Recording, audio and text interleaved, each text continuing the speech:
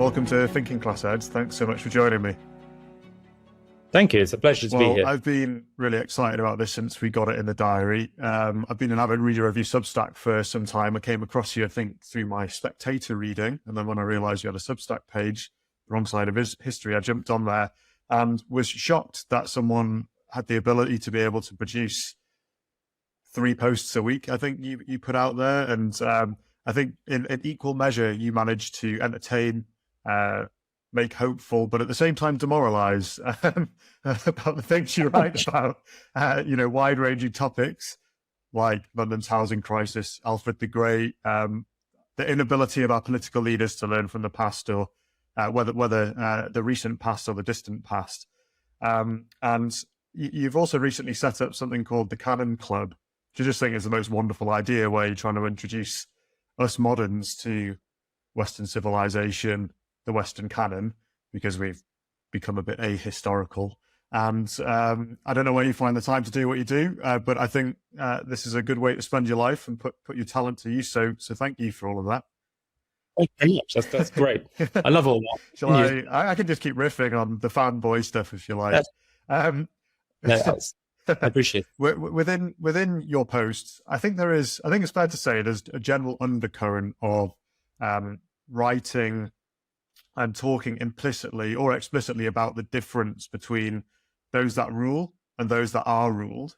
And you do that from various points of history. And this podcast, the reason why I set it up is also motivated by that, which I think will come out throughout the episode.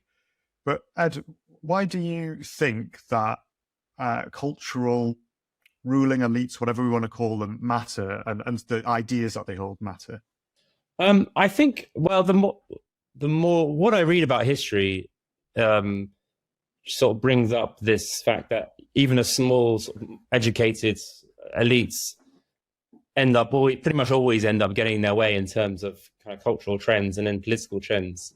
And I think this is borne out by most of the research in social sciences, that if the top 10 or 20% in terms of income or education feel strongly about an idea or are very against an idea, they will tend to get their way. That idea will tend to become the norm.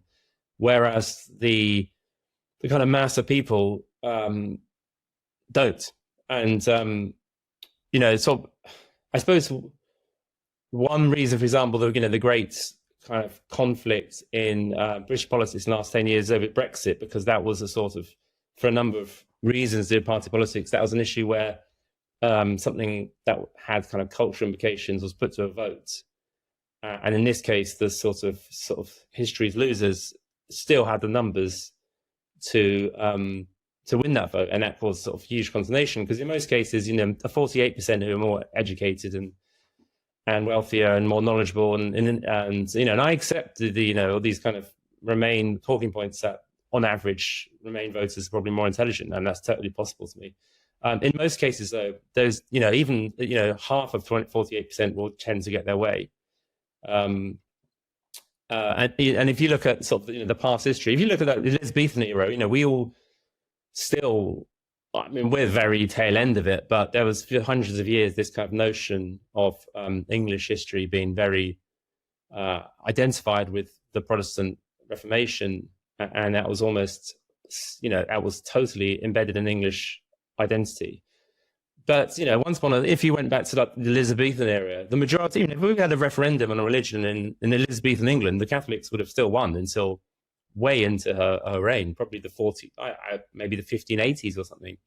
And what was actually supported by quite a small minority, but a very educated minority in London, Cambridge, and Oxford, ended up basically getting its way, because the masses basically fell in with their elites. And eventually got to, in that case, got to a point where not only was the previous majority view sort of beaten, but it was almost redefined as being kind of deviant and treasonous, and which in some cases kind of came to be. And I think history is just sort of full of that kind of a repeated pattern. It's why the divide in politics now is a kind of a generally kind of left of centre educated class who are sort of tend to be dominant in most sort of institutions, and the kind of reaction which is populist on the right. And the right, the populism has been stronger on the right since the 60s in the US, but it's traditionally it's quite an unusual situation. I mean, and I'm not very populist by instinct, really, because I am sort of, very a member of the Liberal League, like a very fringe one, and a very right wing member. But that is my kind of background, and I do think overall, sort of more educated elites are sort of generally better at running things. They're better educated. It's better to have a parliament run by very educated, intelligent people than one that isn't. But I also think elites can be very self-serving, and they can be prone to groupthink, which can make them kind of more wrong in some ways than the sort of the masses who don't have ideology. History is also full of. If you look at the history of religion in the Middle Ages, then the most fiercely kind of what we now regard as kind of intolerant and bigoted religious fanatics were very educated. While the kind of the uneducated people would have had kind of heterodox views, they would have had a bit of traditional folk religion thrown in, and they didn't tend to be as strong believers as the people at the very top. So I think there is a strain of kind of intolerance and fanaticism within the elites, which can make them misguided, which is like my recurring belief about our elites. Yeah, I suppose it's this age-old question of whether it's possible to have an alignment of ethos between ruling cultural elites and everyone else. And I think we'll get onto that a little bit later, because I think ultimately this seems to be where a lot of the what, I suppose what's the right word, the umbrage that people take towards, whether it's the BBC, the Guardian class, those that generally have their hands on the levers of cultural power, they are, I suppose, increasingly becoming known in popular circles or populist circles, perhaps you could call it, as the luxury belief class. I know, term popularized by Rob Henderson, which is you can say that you're signed up to some beliefs that you don't actually live by yourself, and you impose social penalties for those that do not follow these luxury beliefs. And at the same time as them being penalized in society for not following them, they also have the deleterious effect of having followed them in the first place, and you haven't followed them. And so it's interesting that there seems to be, as you say, an intelligent class that there's always been an intelligent class ruling things throughout the past, but they can be sucked into those ideological headwinds in the same way as they would dismiss those who are populists falling into line with certain ideological tailwinds. Yeah, I mean, Henderson's phrase is it's a great phrase, and it's a very useful one because it's unquestionably true. And he talks particularly about things like crime, defunding the police, that which is in the US is way more popular amongst kind of educated elites who tend to live in less crime-heavy areas. And in many cases, after the 2020 rise in crime, there was a lot of more privatized police forces, the sort of private security firms, which you see in London, and you see in upper middle-class areas of London, there are private security forces. And they are the same areas where you see the little signs in the windows, written by children about Black Lives Matters and systemic racism. So, being wealthy does kind of insulate you from a lot of social problems. I mean, another big thing about it is things like, sexual relationships, where it's a sort of status signal to be non-judgmental and support kind of non-traditional marriage or, non-traditional relationships, where in reality, the upper class, the upper middle class do tend to have very conventional lives. I mean, they much more like to marry. They're much more like to have all their children inside wedlock. They aren't particularly kind of hedonistic in other ways in their sort of drinking and drug taking. But there is a sort of reluctance to preach what they practice, as others have said. It's that kind of thing of talking the 60s but walking the 50s. And I suppose one of the things I talk about is like the dispersion in social values, that there isn't a sort of social control as there would have been 60 years ago from a kind of strict moral guidelines from that was given to everyone, but this is how you behave. And that tended to come from churches, especially in the States, but it was just kind of social convention in most countries. And everyone understood, and these are quite simple rules. And what now you have is the rules aren't kind of spelled out, and they're more complicated, in fact. And if you aren't so, not just well-educated, intelligent, but also well-connected, it's harder to know what the rules for life are. And it's almost like the upper middle class kind of want to keep those rules secret to them. I mean, they live conventional lives, but it would be really helpful if they kind of espouse that as a general policy view. So everyone should aim to kind of live those lives. And there is data on stuff like on marriage that in the US, certainly lots of the kind of economic gulf is down to the basic decline of marriage, which again is not entirely down to social factors. There are economic factors involved in the decline of marriage, so it's not something that's kind of like fixable in that kind of easy sense. But yeah, certainly, each individual member of the elite, if he wants to signal that it means it's a university and is one of the club, he or she is incentivized to say certain beliefs, which for a society point of view aren't particularly helpful for the wider society. So it's a bit of like a tragedy of the commons in that sense.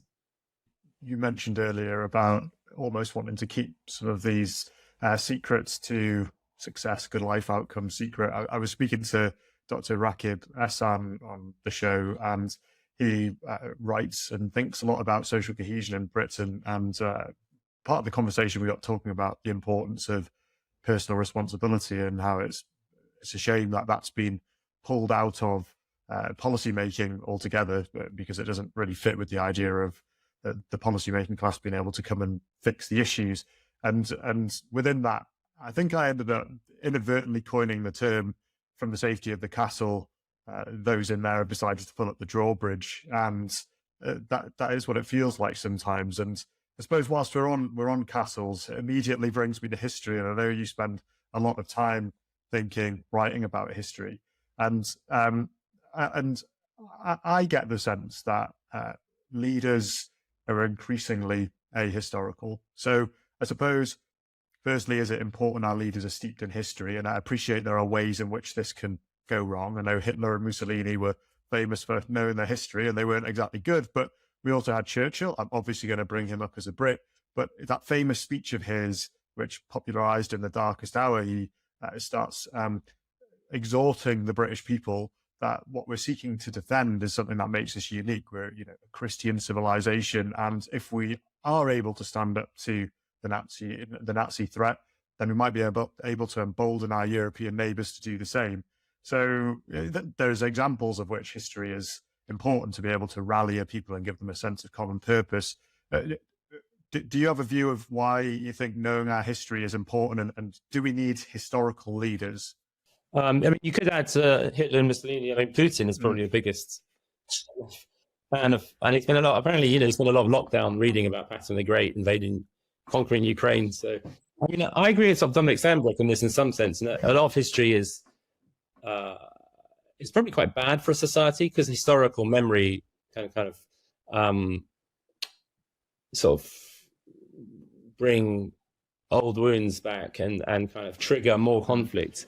And in some senses, it's almost better than that we forget about history a little bit.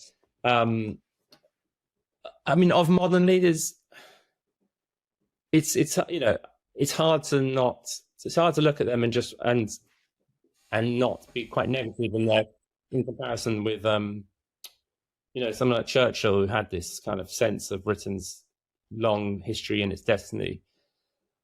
I wonder though if history has become it's kind of two things, because on one level, kind of historical ignorance is quite widespread, and on another, it's kind of on the sort of subculture has never been more popular. I mean, rest history is a kind of good example of that. But there's also, on documentaries and books, there's this sort of avid interest in history. I suppose what is missing is a shared narrative, which I guess hasn't been around commonly for a good 60 or 70 years. Certainly wasn't when when I was at school, which is, the kind of history of the country as taught through its sort of royal family. It's kind of common. Funny thing I always is when people on Twitter are all sort of like whatever, so talk about, oh, this is this is not the history you're taught at school, and they always have this kind of idea that all your history teachers when we were growing up were all sort of these kind of right wing fanatics who had pictures of the British Empire on the wall, and I just think, right, how old are you? You're like 110 years old for that. I was just anyone my age or even older. It just hasn't been the story. And that, I suppose, that sense of Britain, or I suppose you could say England, kind of the two are sort of mixed up. It was very much tied to that kind of post-Tudor Protestant and imperial sense of self, which is not just unfashionable, but it would be basically impossible to sort of rehash that. But I do wonder. I mean, again, I think these things are confined. I mean, I imagine there is probably a big gap in knowledge between people, for example, who went to like old public schools and went to state schools. So unless they've changed a lot. But I remember meeting someone maybe in the early 20s who had gone to a public school, and he kind of casually mentioned Piers Gaveston in a conversation. I didn't know him that well, and I just thought, like, literally no one who went to my school would know who that is. It's just it would be such an obscure reference to the average person. But maybe there was a time when someone like that, or like Warwick Kingmaker, gets mentioned in a Peep Show by Mark, who's like obviously agreed, would be part of that kind of common cultural knowledge. But I just don't think that's the case anymore. I mean, one thing is that history is kind of is sort of seen as morality tale now, which I think is a really bad thing. Which is why the particular focus on like the story of the rise of Nazis. We all did that at school, and I mean, I think everyone still does it at school, which is like history should be taught as like, oh, we should learn from history, and it's like as a kind of never again thing. But I think we should just the point of history is, firstly, it should just be interesting and fun, but secondly, as a kind of national narrative, I think it's quite important to understand where things come from and why our country kind of does matter, and why our country is like as it is. So the kind of thing I'm interested in is particularly that weaving a narrative from Alfred the Great, and then through things like Magna Carta, and then the kind of political conflicts of the 17th century, which explain so much of why we are. And I think that's kind of lacking. I think particularly I see that when I'm sort of debating people about multiculturalism is another example, that there is a complete absence of thinking about the historical examples of this. And the link between multiculturalism and an empire, and the difficulties it's always had with sort of liberal norms. I just think people are completely unaware of this, and kind of willingly unaware of this, which I just find baffling. It's like, surely, you should, if you have a policy direction, you should surely study where it's happened before, so you can have some sort of idea of what you're expecting. But I don't know. I guess that just doesn't exist as a mindset. Yeah, it's the assumption that because there's a lot of moral baggage attached to it, usually with a positive valence around some of these policy goals, that they're just taken on as being inherently good. And I think anyone who sees anything as inherently good, or even for that matter, inherently evil, once it's set in your mind, there's almost no point in going and looking into it, because it's just good, right? And it's certainly something that has been missing for quite some time. Hence that we look around and go, oh, there's quite a few issues going on here in various modes of life because of all sorts of policy goals. That point you make about the common cultural, historical knowledge and a narrative, I've experienced that myself. I mean, I went to a state school in Northumberland, and whilst on my dad's side of the family, his father was an archaeologist, and so I'd have snippets of Hadrian's Wall knowledge about Roman times. Every now and then we'd go out in the car and he'd point at stuff and go, oh, your granddad found that, and this is what it was. But it was, wow, that's amazing. Yeah, it is really cool. But I didn't really start looking into it until I was an adult. Obviously when you're younger, you're just a bit like, oh, okay, yeah, there goes Dad on one of his rambles again.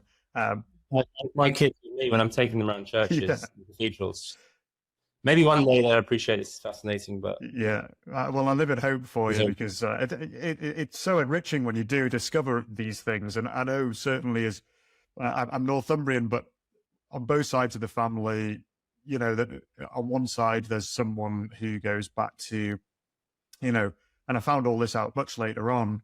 There's the name comes from, apparently the legendary name comes from Ivar the Boneless, son of Ivar MacIver from the Hebrides. And you're like, whoa, when you find that out, that's cool, even if he was a bit of a warlord.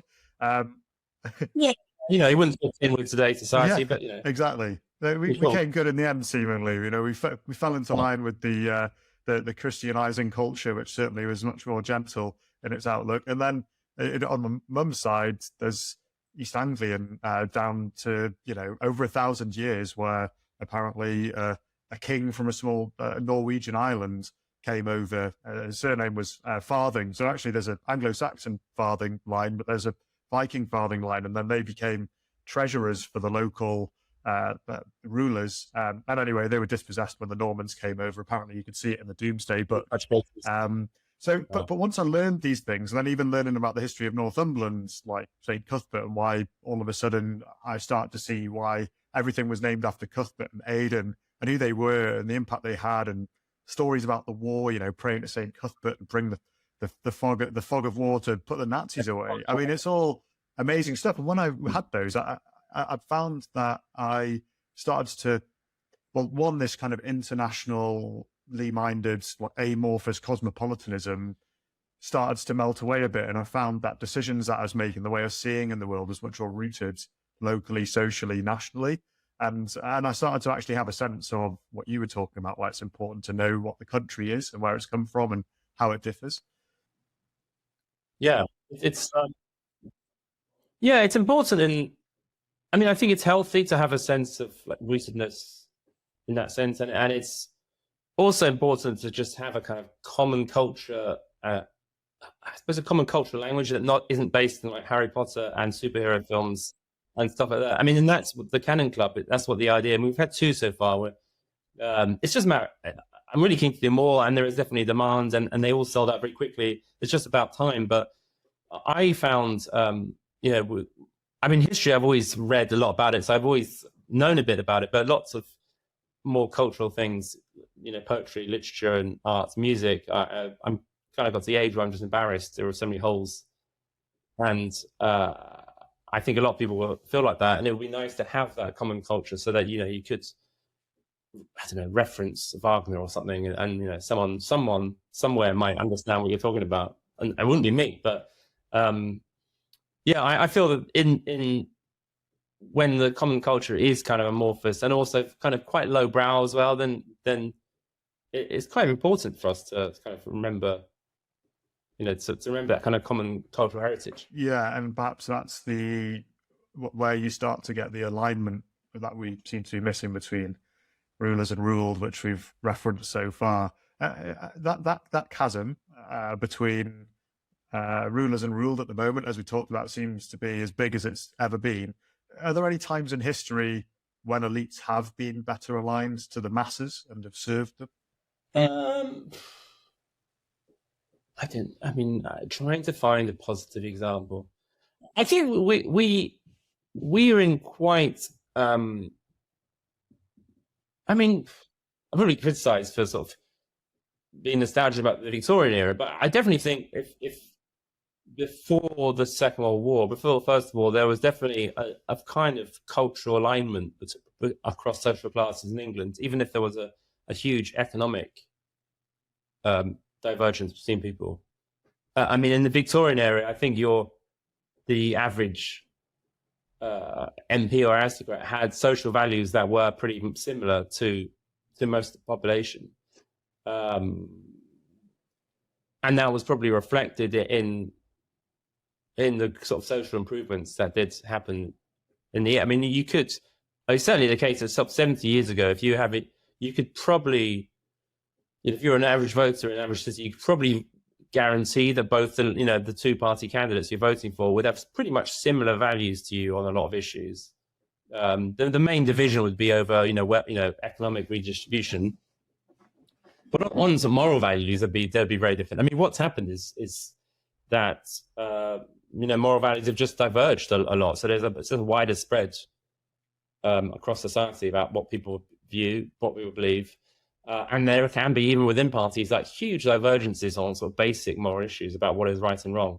So it does become it becomes harder for a representative to sort of take the side of the people they're representing when they kind of have such different worldviews. I mean, that's why the analogy is really with religion. It's that historically populations have not accepted rule from different religious groups, even however benevolent they are, and it's always been a source of conflict. Like if you go back, the sort of ruling sort of warlords, the tribes who end up conquering other people tend to adopt their religion, because it's almost impossible to rule people unless you sort of share a religion. Otherwise, you just have a sort of situation where kind of similar, like for example, the Crusader states or the Anglo-Irish ruling elites in Ireland, where there is just a constant division between the groups.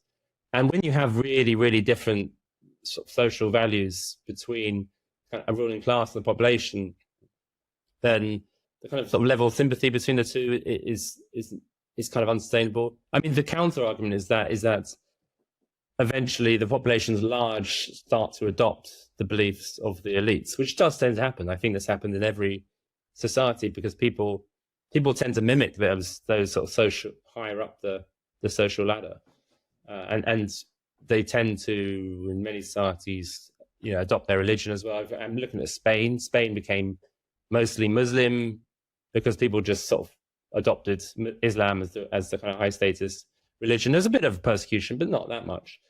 I mean, and that similar thing happened in Egypt. And if there are incentives to adopt the ruling ideology, then more and more people will do that. And there obviously are in our society at the moment. So maybe the idea, the kind of modern Whiggish idea, is that everyone will just become more liberal over time, and then they sort of win. But I'm slightly skeptical of that. Yeah, I'd agree. I suppose our ruling elite has shorn itself, I suppose, of the religious aspect to it. I suppose not that long ago you would have found people being broadly Anglican, having bathed in that for a couple of centuries. And now I wonder whether I wonder whether in some respects there's something about the fact that we ended up with a multi-faith society in a way that we hadn't had before, besides Protestant and Catholic enmity historically, that led our elites, despite obviously coming across a cultural headwind, which was saying religion's a load of rubbish anyway, and them going, well, it's not so gauche to be religious anymore.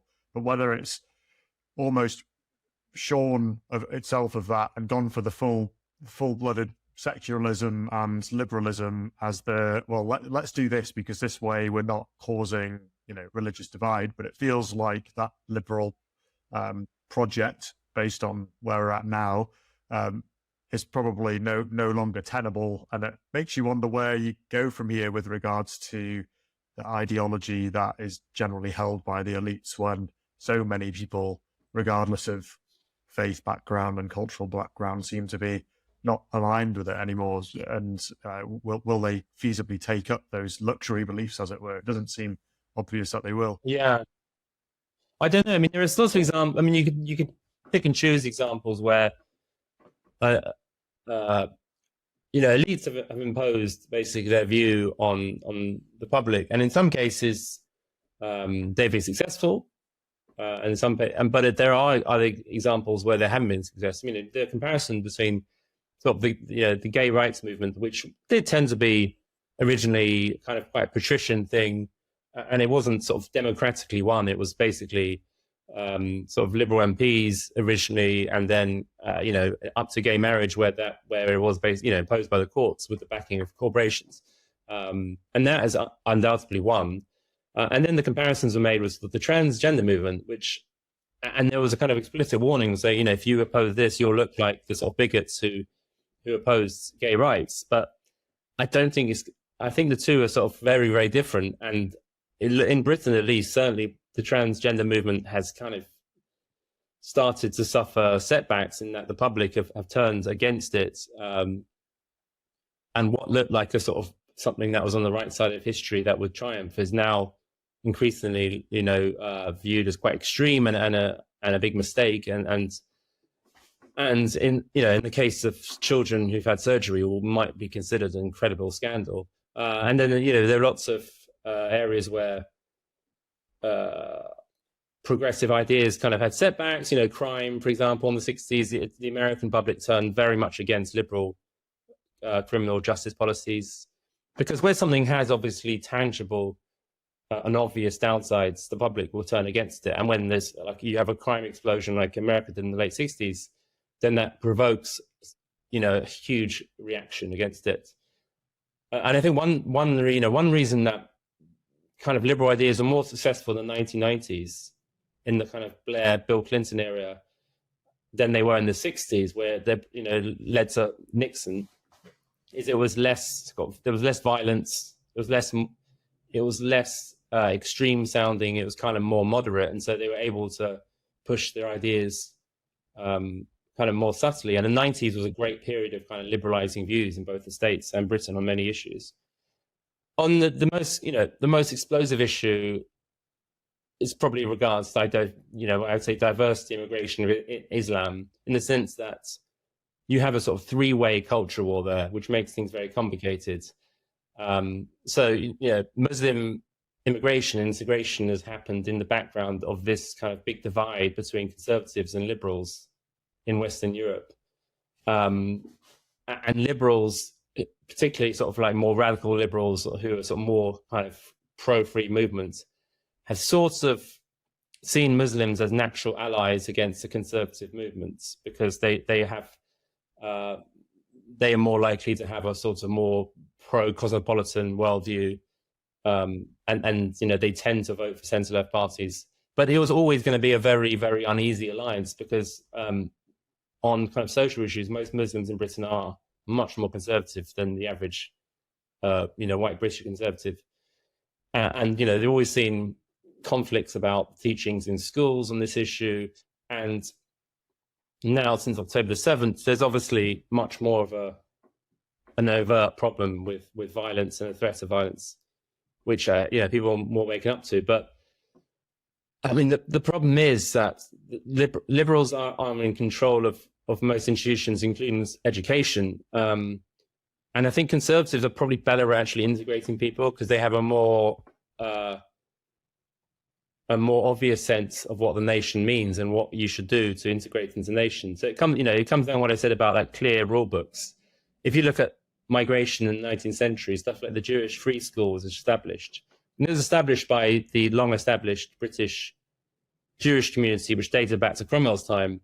And they were worried that all these kind of Russians arriving would cause problems for them, because they were so sort of different looking, and their behavior and their sort of norms just seemed so out of kilter with British norms. And so their idea was, well, we'll get these guys educated and we'll turn them into English gentlemen. And that was their actual phrase, we'll make them an English gentleman.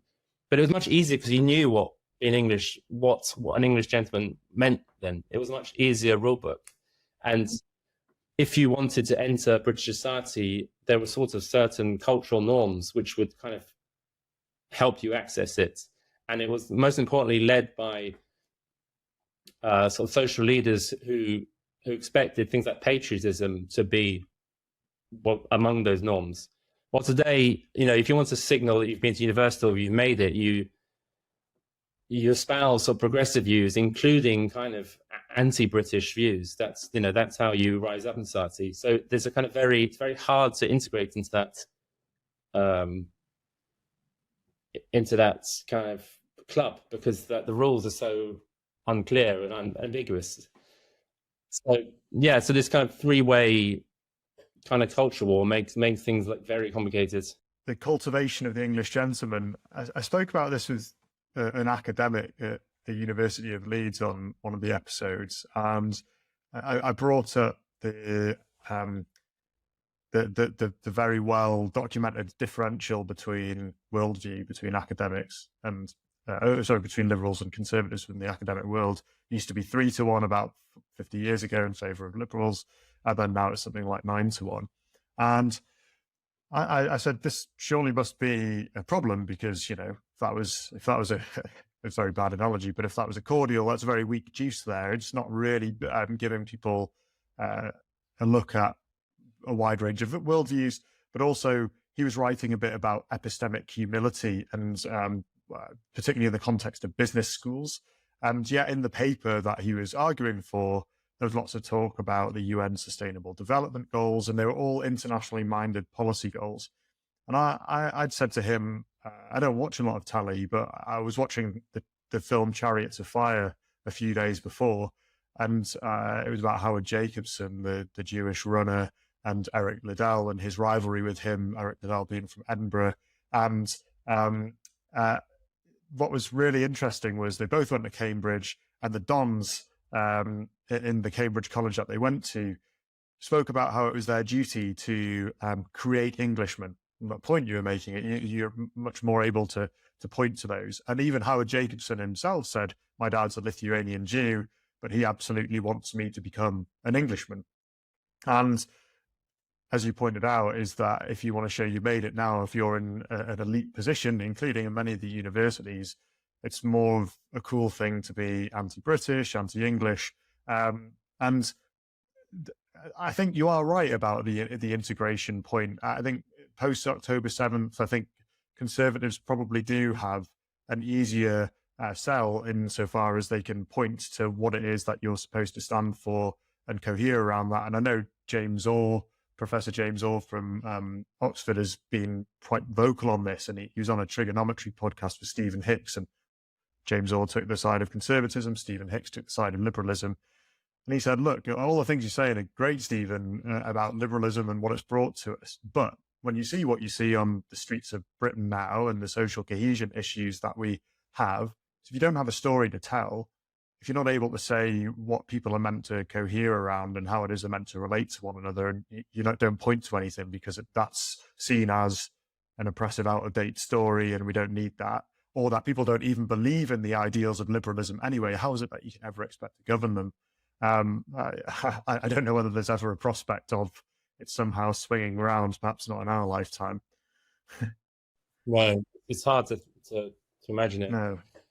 Yeah, and it's hard to sort of come up with solutions, really. It's a sort of long running problem, and it's not going away. We've talked a bit about the top down imposition of cultural change that haven't gone down too well. Are there any other examples from history, some from Britain, where there's been a top down cultural change project that has had negative consequences for us and how we live? The thing is, most top-down change has been successful, so it's hard to say whether it's been good or bad. I mean, I mentioned the Reformation, but I mean, even before the Reformation, there were reformations before that.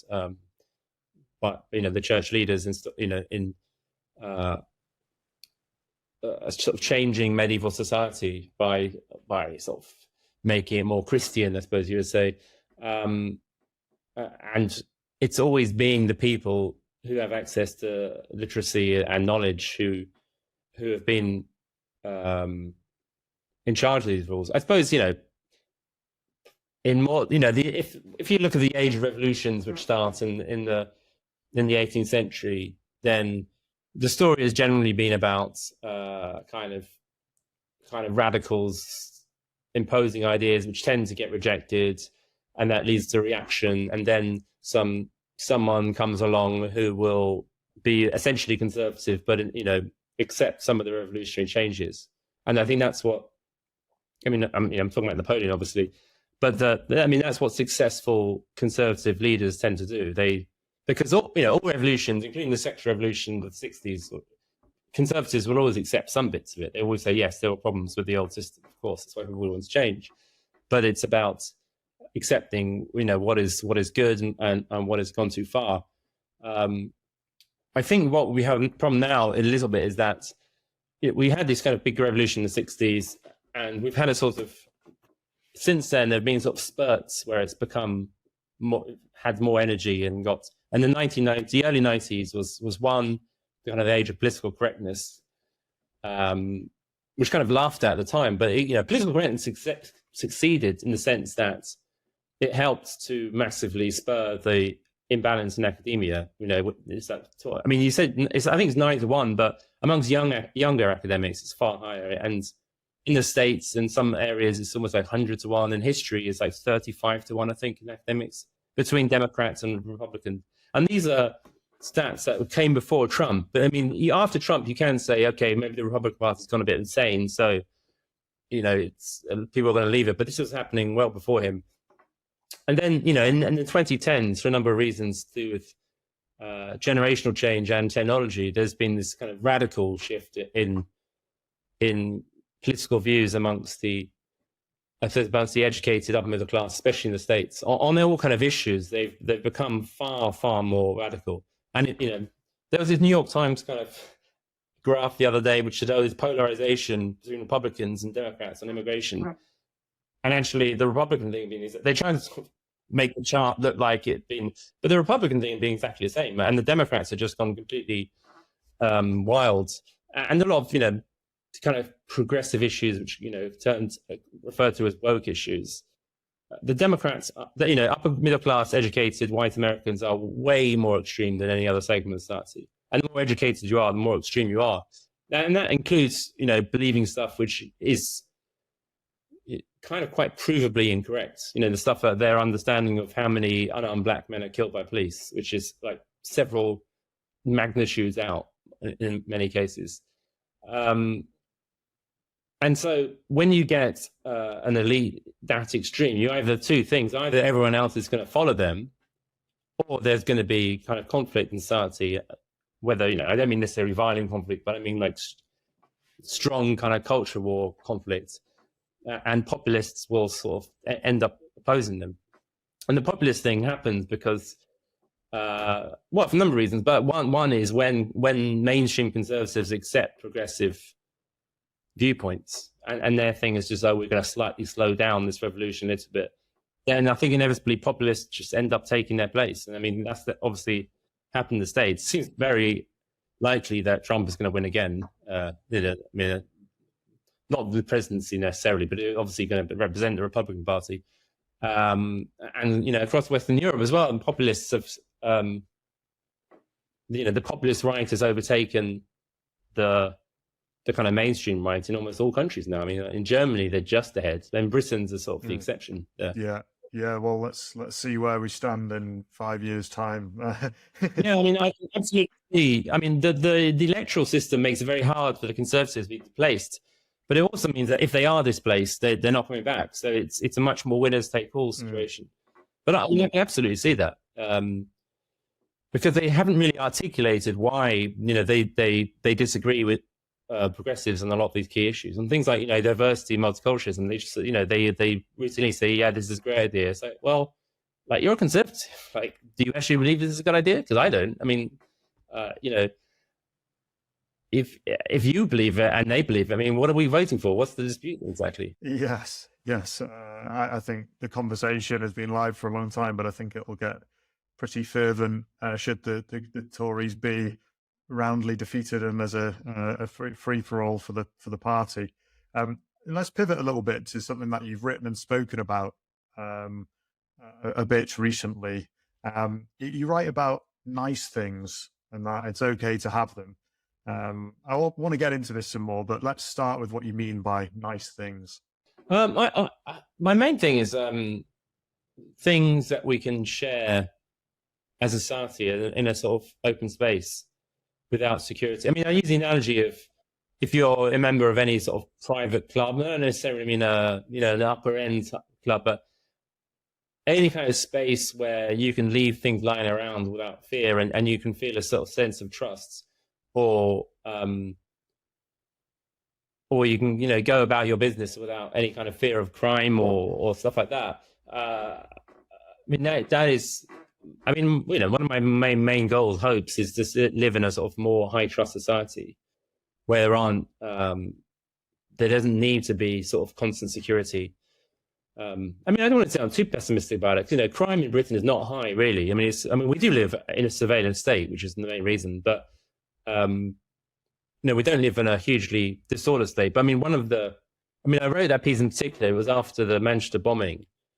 And the result of that was this completely idiotic law stating that anyone who wants to set up any kind of events of 100 people or something has to go through all these security checks. And, people said at the time, this will mainly affect kind of little church gatherings and smaller clubs. And, the kind of civil society where which should be encouraged and kind of very necessary. And this was brought about because politicians, this is like their instinctive response to dealing with the Manchester bombing, which was completely preventable had they actually screened who was coming into the country. The Manchester bomber came from a family with quite extreme anti-Western views. It wasn't stopped then. He was a drug dealer in the city, and the police knew he was a drug dealer, and they weren't able to stop him or deport him.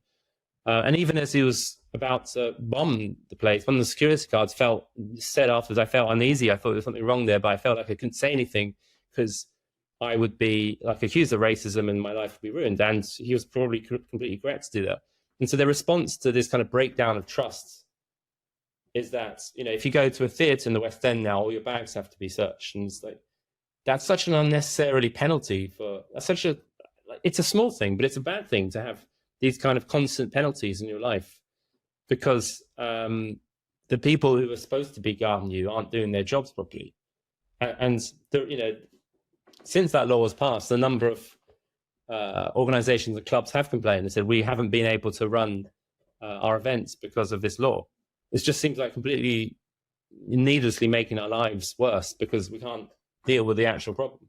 I mean, this was slightly side issue, but this inability of lawmakers to kind of face a problem up front to me seems kind of quite a common thing. After the recent acid attack, we saw the MPs saying, linking this to microaggressions. It seems like this is not to do with microaggressions. This is the fact that someone who was convicted of sex crimes was given asylum, and that's just like at least deal with the actual problem. I mean, I do feel also this tragic case, this teenager is murdered, and a lot of people said, "Oh, we need to tackle down the dark web and social media." And part of me, this is like not very right-wing me, but I think that's probably not really the case, is it? I mean, the dark web, I just don't think that's relevant. In some cases, this is just politicians dealing with an issue they don't want to deal with, and in some cases, these are just kind of tragedies that just happen in all societies. And there's a kind of sense that we need to sort of be talking about something. But yeah, to go back to your point about no things, yeah, if you don't have competent authorities who can deal with that external danger like that, then you end up just sort of needlessly punishing society. I mean, I think that's a good example. The best example is stuff like outdoor swimming pools, Lidos. There's there was one in Portsmouth about 5 years ago that closed down because they couldn't deal with the constant fighting between people. When it comes to summer, people go to Lido and they fight, just like, okay, so no one gets the swimming pool. It should be quite possible. It's like, why don't we just punish those people and just make it impossible for them to go to the swimming pool, and they can be isolated rather than everyone losing their access to. Yeah, there's a creeping normalcy, isn't there, to things diminishing over time. Because it's creeping, we don't really notice it, and then we just think it's normal. And I suppose there's examples abound of this, and you, I think a good reference point is something that you've written about, and I had to bring this up at a friend's dinner party a few weeks ago. When I was trying to make the point, I was talking about nice things in the UK that we used to have them, because people were like, "Oh, who's coming on your podcast?" Told them about you. So we used to have them, and we don't really have them so much anymore.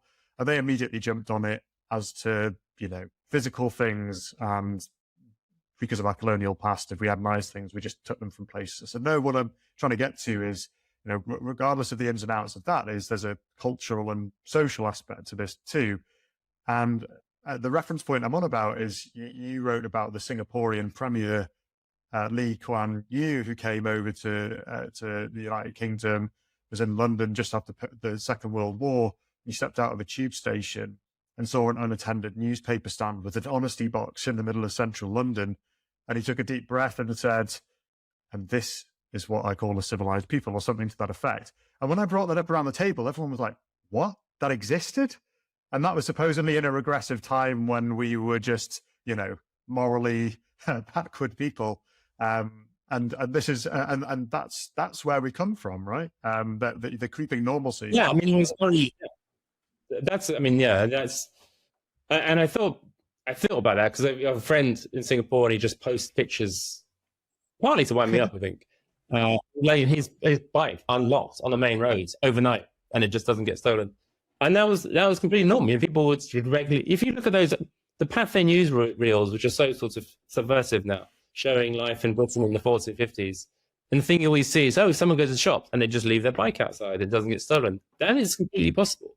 But, I've had like 6 bikes stolen. And, if I go out and leave a bike for the night, I literally have 3 locks, which looks demented. But my bike will get stolen if it has anything less. I just want, all I'm trying to signal is like, it's a hassle to steal my bike. Can you go and steal someone else's instead? And that's a classic example, because people who steal bikes, they've got a 1% chance of getting caught. And if they're repeatedly caught, they might go to jail. I mean, I once wrote something that said that you don't ever go to jail, but I found like 3 cases of people eventually going to jail for repeated bike theft. But it's just not possible. And, Lee Kuan Yew is what he's created in Singapore. I mean, reading this book recently, fascinating. But he, he is kind of, I suppose these examples of where a sort of the values of an empire have continued in another place, while in the kind of heartland of the empire, they are, completely impossible. I mean, obviously, you wouldn't have an honesty box in central London. I mean, the last time I saw one was in rural Dorset, in a village where the median age was about 75. And I even mentioned it to the people. I said, that's interesting. He said, oh, well, yeah, well, it was broken into and stolen from like 3 months ago. But, we're trying our best. So it's like, even there, you can't. But the idea of having a Piccadilly Circus is obviously absurd and insane. Yeah. But, I think it's possible to recreate these things. You just have to, I suppose it's a matter of will in some ways. Yeah. People live with the inconvenience than kind of contemplate the awful possibilities of actually putting people in jail. So yeah, everyone just has to suffer, and your swimming pool has to be closed down. But yeah, staying in East Asia, I know you've written and you kind of lampoon yourself about this as well, but you've written gushingly about a recent visit to Japan, and I've never been, but I'd love to go for many of the same reasons as you said. And I'd really love to go. And Japan is a deeply conservative country in its own Japanese way, not the same way as us in the Anglosphere. Yeah.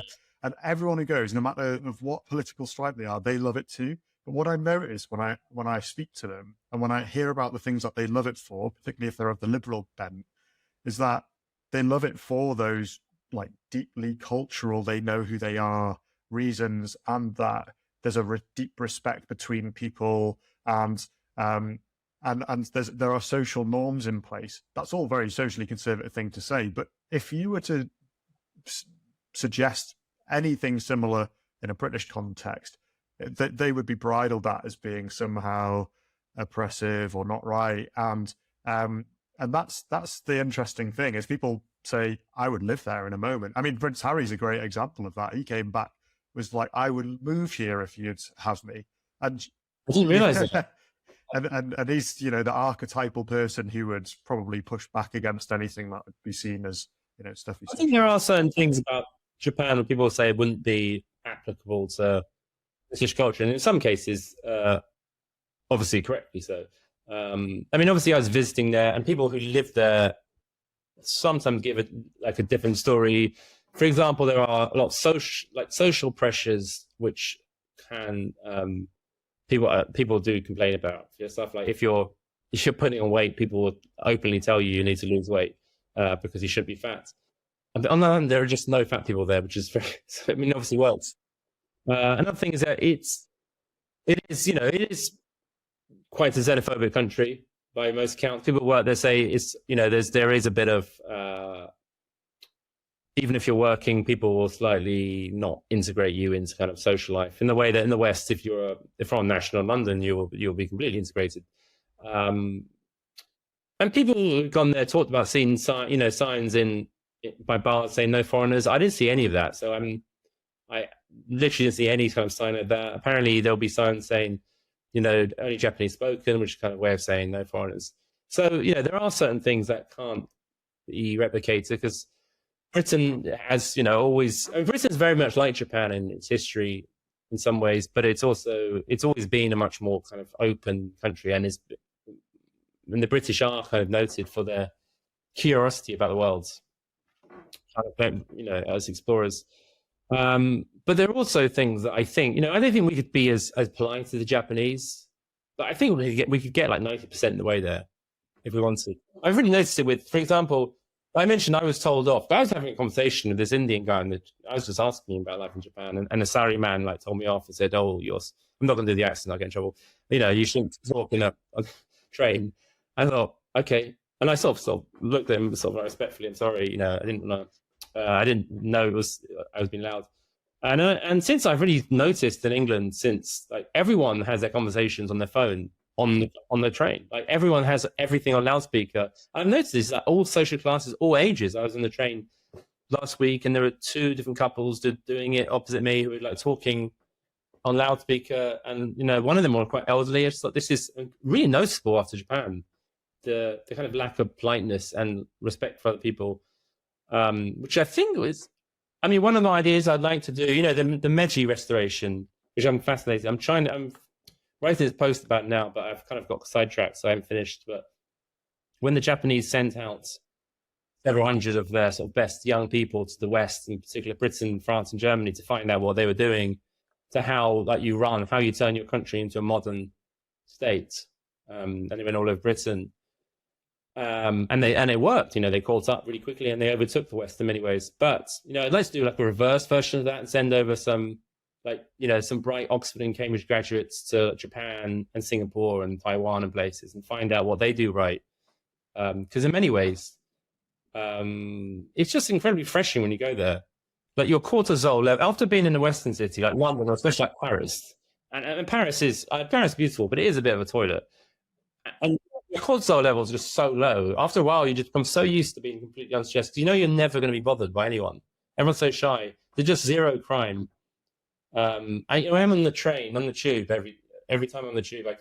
I hear the door slam and I kind of go, oh God.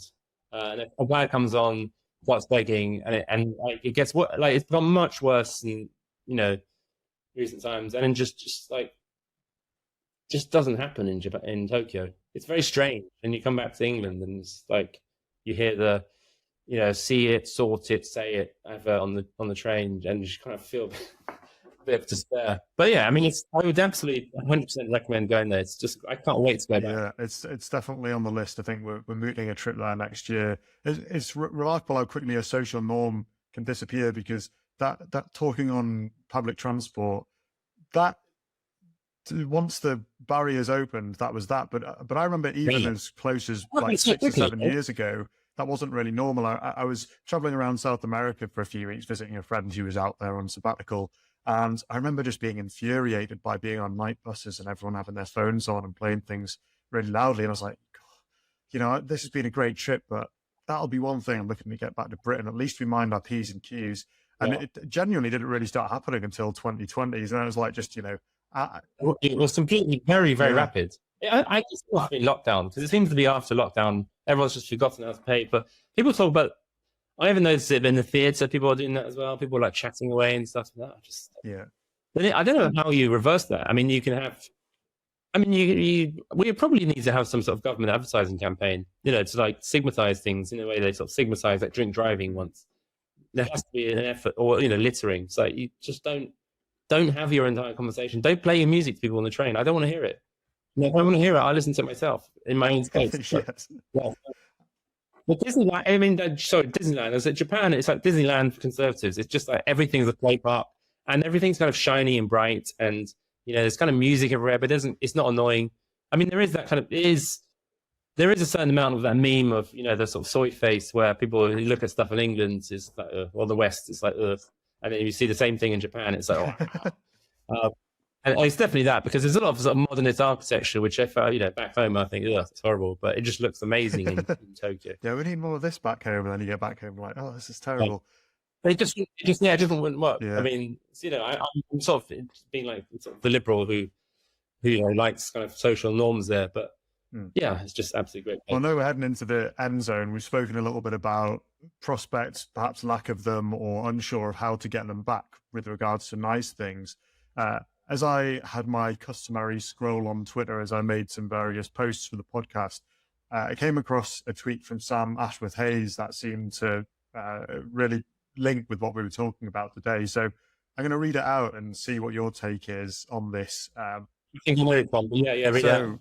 There's clearly room in Britain for a basics party. All you need is a party that could focus on competency over day-to-day media grid management, long sentences for violent and repeat offenders, keeping people safe, and focusing the police on crimes that matter rather than thought policing, building houses and stripping back the state obstacles to growth, ending the insane rent spirals ruining young people's futures, and reversing the ludicrous climb in energy prices since 2000 by getting the government out of the way of the market, particularly the net zero commitments that have destroyed reliable generation, pushing back on the endless trashing of Britain's heritage, and removing the barriers to government action by stripping state funding from leftist charities that live off government grants, and most of all, securing the borders, tracking people in and out, ending the black market for migrant labour, the low-skilled visa backdoors, deporting illegal migrants.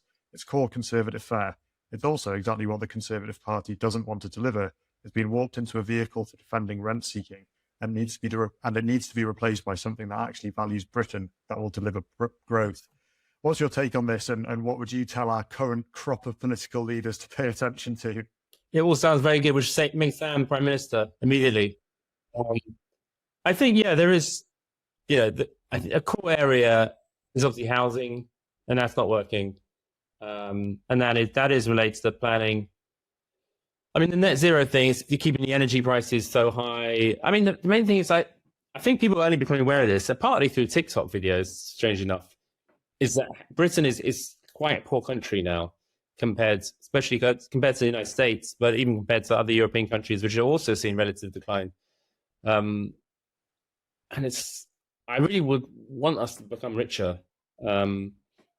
So, the housing and the planning thing would be a very, very easy way to become rich in that sense. I mean, on the crime thing, I mentioned before, crime has decreased since the 90s, but between the 50s and the 90s, it increased massively. And considering the level of surveillance we have in society and how much things like the iPhone reduce crime, crime could be much, much lower than it is. Lots of kind of things which we take for granted shouldn't happen. I think a lot of this comes down to sort of just basic competency and a kind of widespread belief, which I think is accurate, that the people that there is a bit of competency crisis about running things. The case of the acid attack, it was actually alkali, wasn't it? But that's kind of at the core of things. I mean, it's not that hard to have a system where someone like that is kept out off the streets or out of the country in some way. I mean, some of it is ideological, but some of it just seems to be people aren't really good at running things. And obviously, there is a sort of growing younger generation of young conservatives, not young conservatives as in that organization, but younger kind of right wing people who are very, very fed up by the housing situation in particular. I mean, I think that's why there's been much more focus recently on the immigration and housing, because it's becoming so much more acute that there is a growing awareness, realization that that their lives are considerably worse than those of their parents in many ways. I mean, obviously technology is much better. There are lots of things that, there are lots of ways in which, things have continued to get much better, but we haven't had growth for 15 years. And it's the combination of the kind of economic stagnation, aggravated by the high cost of housing in other areas, and the sort of declining status as people, in in a kind of political culture where there are lots of sort of increasingly aggressive different political identities, it makes for quite a febrile atmosphere, I think, in some ways.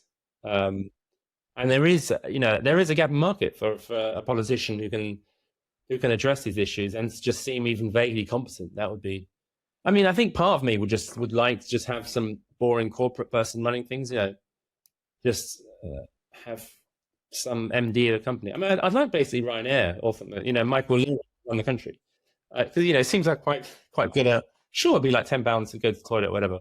But, like Tim Martin or Wetherspoon, someone was speaking the other day, Tim Martin and Michael Lear, between them, have delivered more on the average 20-something's life than all politicians in the 20th century. Well, one provides a decent cheap up, and one provides holidays to good populations. I mean, like those are the two kind of core areas where life has definitely improved. Yeah, but I mean, the problem with kind of populists and populist alternatives is that, and this is the case everywhere, they do tend to be quite incompetent or chaotic, because a lot of it comes down to because they are sort of so socially stigmatized. More kind of mainstream, more competent people don't tend to gravitate towards those movements. So you do tend to end up with people who aren't very effective. I mean, like Trump's the obvious case. His kind of presidency was kind of marked by a lot of kind of personal chaos, which means complete inability to sort of get things done. If the choice is between kind of very ideologically hostile elites or completely incompetent wastrels, I mean, it's not a great choice for anyone. Politically incompetent wastrels. Now there's a hot take from today. Yeah. But yeah, I mean, Sam's, he's got his finger on the pulse there. I think he's definitely correct. And, there were like 3 or 4 core areas where, a lawmaker could make substantial differences to quality of life in quite an effective way. If there was, but a lot of it comes down to, the will to do it. Well, let's hope the Labour Party gets its finger on the pulse. Otherwise, let's hope that in 5 years' time, a Back to Basics party appears. Ed, it's been an absolute pleasure to speak to you today. Thanks very much for joining me. I know we've spoken a little bit about where people can find you, but for the record, where can people find your publications and follow you and all that?